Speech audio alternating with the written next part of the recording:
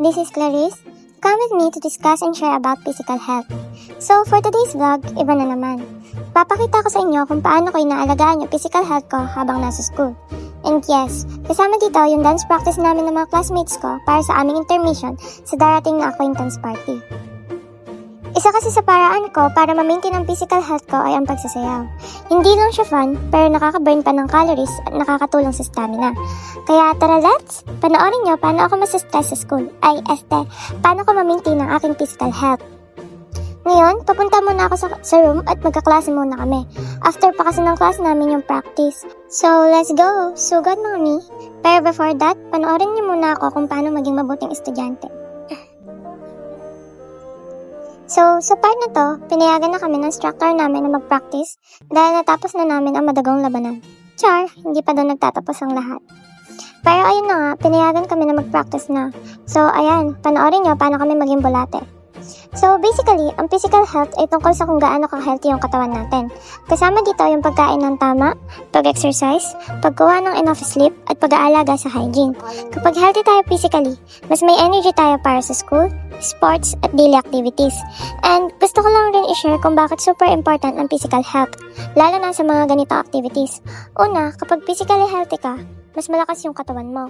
Like ngayon, kailangan wow naman! pagabi. Kung hindi ako active or healthy, mabilis akong napapagod. Another benefit of it is better stamina. As in, hindi ka agad hinihingal. Dance practice kasi minsan 1 hour, minsan higit pa. So physical health really helps you keep going. Go mga bulate, ikiambot nyo. Okay, serious mode muna tayo. Dance practice is super good for physical health talaga. Nakakapag-exercise ka, nagiging active ka, and the best part, kasama mo mga friends mo kaya fun. Physical health also helps with better mood. Alam niyo yung after yung sumayaw tapos parang ang gandang pakiramdam. Yun kasi is nagre-release ng happy hormones ang katawan natin kapag gumagalaw tayo. Isa pa, kapag active ka, mas gumaganda ang balance at coordination mo. Ang dance steps kasi, minsan mabilis, minsan mabagal, minsan sabay-sabay. Kung hindi healthy yung body mo, ang hirap sumabay sa timing. And tada! This is our performance!